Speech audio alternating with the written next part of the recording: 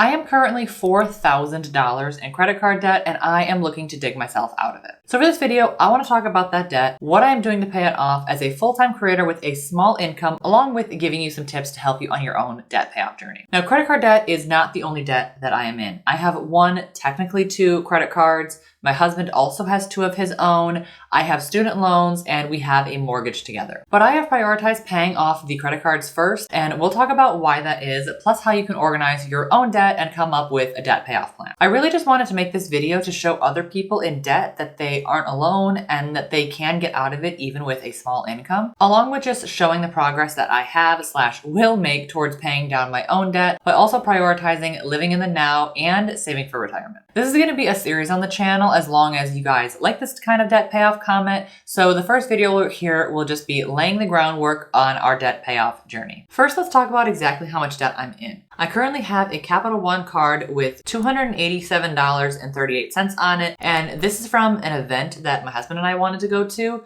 I am a huge wrestling fan, and we are going to see an untelevised WWE house show later this year, and I'm super excited for it. Now, this card was paid off originally before we made this purchase, and normally this isn't something that we would put on a credit card, but we decided since this event was pretty close to Christmas that this was going to be a Christmas gift for the both of us because it's something that we both really enjoy. And since it's such a small amount, this is going to be paid off within this month, and then we're going to move on to my second card where the actual debt is. My other card has $4,069 on it and 32 cents, and I've already made my October minimum monthly payment for it, plus an extra $100 or so at the beginning of this month. So we are already well underway for paying off this credit card, as it was $300 higher at the beginning of the month. Now, this card is 0% interest, so I am not gaining any interest on it until March of next year. And the good news is the Capital One card that I put money on sometimes and pay off, I actually got a 0% balance transfer offer on that card, so I can take advantage of that until next month, so November of this year. And if you don't know what a balance transfer is, it's essentially where you can transfer the balance from one card to another, usually with a fee. Mine typically have been 3% of what it is that you're transferring, and it keeps your interest 0% for longer so that you can basically delay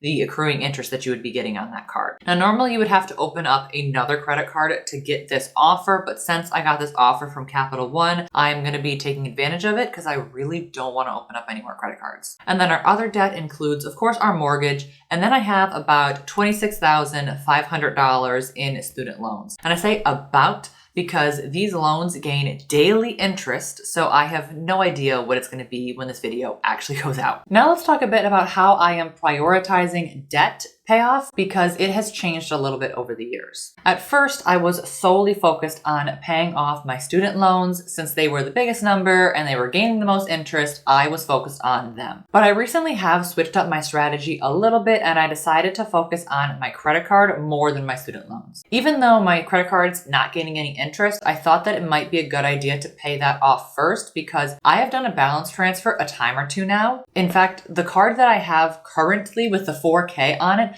I strictly opened it to get a 0% balance transfer offer. I didn't even need the card. I literally just got it to delay paying the interest on that card. But now, 12 months later, here we are again with the need for another balance transfer, and the card still is not paid off. And it's not free to do a balance transfer. I need to pay 3% of whatever I am transferring from one card to the next. So if I never pay this balance off, I'm just going to keep kicking the ball down the road, and it's never going to get paid off. And when I pay the 3% balance transfer fee, I'm losing a lot of progress that I made. I'm kind of sick of it. I'm really just over having this debt, especially at a relatively small amount compared to some of the other debt that I have. So the plan is to pay off the credit card debt, make the minimum payments on the student loans, and then I'm going to worry about them after this. This is basically the debt snowball method, if you've heard of that, where you pay off the smallest balance first, and then you roll the minimum payments on that card to the next card. And since I only have one card, the next payment will just be going towards my student loans once the cards are paid off. Now, this method does technically cost you more in the long run, since the highest interest rate balance will be getting interest accruing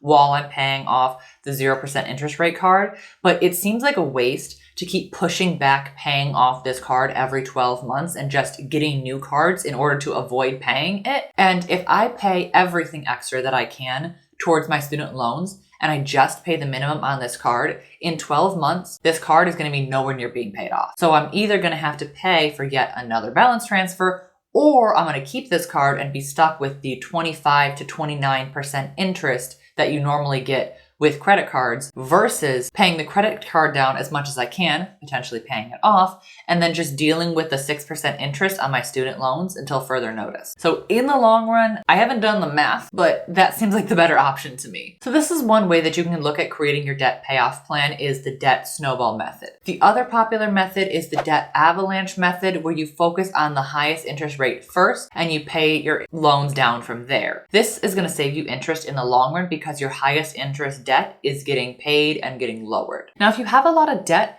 and you want to start keeping better track of your finances, trying to pay them off, I recommend getting a budget tracker. This is the one that I have, and you can find this exact template in my shop if you want to use mine. This is great for keeping track of your monthly expenses, your debt payoff, and I also have a saving and investing section too, which is another important part of finances. So let's talk about that next. Now, this has nothing to do with debt payoff, but this is another thing that I am considering shifting my focus to because I just turned 27, both me and my husband, in fact, just turned 27. So we are in the best decade for compound growth and we're slowly moving into our 30s and we haven't been doing much with investing. We've been focusing on the debt payoff. So I'm considering, and I have already kind of done this a little bit, shifting more towards investing and worrying about that over putting every single penny that I can towards the debt payoff. Because getting more organized with your finances is not just about paying down debt, it's also about investing and saving, which are equally as important, if not more important. Especially for me, as someone who is a content creator, I don't get the opportunity for an employer-funded 401k.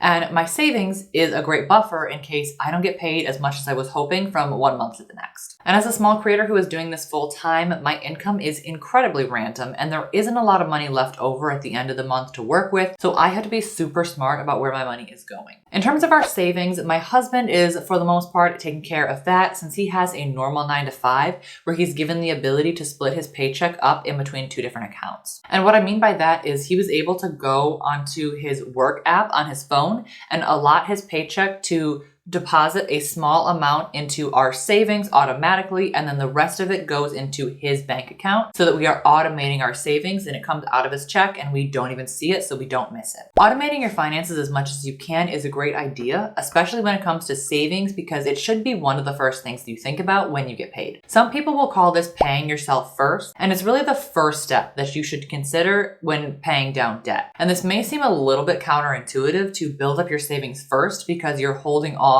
on debt payoff to save, but it's really not. Because let's say you throw everything that you have at one of your credit cards. You're focused on debt payoff, and so all of your extra money goes towards that debt. But then something happens. A grocery bill was higher than normal, or maybe an unexpected payment goes through your account, or your tire pops. With little to no money in savings, what else is there to do? So you are probably going to put the payment on a credit card, and you're going to put yourself in more debt. Therefore, you're continuing the debt cycle and you may be worse off in debt than when you started, depending on how big the purchase is. Versus if you have an emergency fund or a rainy day fund. And I actually talk about both of these in this video up here if you're interested in learning more about either of those. But accidentally putting yourself into more debt while desperately trying to get out of debt is not going to help you much. Now, us personally, we have a decent amount in savings, so we're slowly building that up a little bit while also throwing most of our extra money at debt. But another thing that most people don't mention when they talk about building an emergency fund is it is okay to use your emergency fund or your rainy day fund if you need it. That is the purpose of why those funds are there. But once you use some of them, it is a good idea to hold off on the debt payoff to replenish the back to whatever threshold you set for yourself. Either an amount that feels comfortable and attainable for you or the recommended 6 months of regular spending. And then once you build that back up, you can resume your debt payoff. The next thing that I really want to talk about is investing because as I mentioned, I don't have an employer-funded 401k, so I need to do my own investing because at some point I would like to retire. So I set up a Roth IRA for both me and my husband because he is not full-time at his job, so therefore he does not have access to a 401k yet through his employer. And a lot of people seem to forget about investing and saving for retirement because either it's so far away that you just don't want to think about it yet, you think that you don't have enough money to invest, or you just think, I'm never going to retire, so it doesn't matter because I'm not going to be able to afford to do so. But even investing small amounts of money every single month is better than nothing, because you're never going to be able to save your way into having enough money to retire. So you have to invest it and let it grow, which is one of the reasons why I'm considering halting the debt payoff, or at least doing not as much of it for a year or two. I don't really know how long, but we're getting into our late 20s now, and this is the best year for investing. So I want to ramp up on that while also doing a little bit for debt payoff, because you have to invest the money, keep it in there and let it grow. So that's probably going to be another focus of mine moving into the next year. And I'm already doing a little bit of this right now. I set up an auto deposit of a small amount into my investing account every single month. I'm going to be investing $50 every single month into my account. And this is something that you can do automatically, or at least I can auto deposit the money into the account, but then I have to manually go in and choose the stock and invest. So it's not 100% automated, but more automated than just absolutely nothing going in there at all. That way the money comes out, again, just like with the savings, and I don't even have to think about it. Or if you do have a traditional 9-to-5 full-time job where a 401k is available, you might be able to take advantage of that, which is a good option, but I don't know much about it since I don't have one, other than it should be an automatic thing that you set up that comes out of your paycheck at an amount that you specify. And then some employers will match a certain amount of what you put in, which is literally just free money at that point. And it's something that I recommend you look into and take advantage of if you can. I know my husband's work has something similar, definitely going to be taking advantage of that. But in the meantime, we both have a Roth IRA. So even though I could be paying down my debt faster and forgetting about retirement, I'm going to take the hit, put the extra $50 into my retirement, because I would rather set up a good future and prioritize investing over the little bit of extra money that I could be putting towards debt. And that's really all you need. Full transparency, my husband puts $20 of his check into our savings every month, and that's it. And I'm putting $50 in my investing account every month, and that is it. It's money we really don't notice. It's like one time of going out to eat. So if you miss one single time of going out to eat, or you don't buy the one pair of shoes that you're looking at and you put that in your investing account, or you put it in your savings, it doesn't look like a lot at first, but this is exactly what I have been doing since I started working, is putting $20 every check into my savings, and it has grown me a decent savings. It doesn't look like it at first, but compound growth, compound interest, and just little habits that build up over time will really, really help you. So you do not need a lot to invest or save, I promise you. But if you do want to get a little bit more organized with your finances, you want to budget, you want to track how much debt you're paying, you're saving, all of that, make sure you check out my budget tracker, which I will link down below in the description. And if you want to learn more about finances from me, check it out right here. Make sure to like if you like and subscribe to my channel down below for more videos just like this, and I'll see you next time. Bye.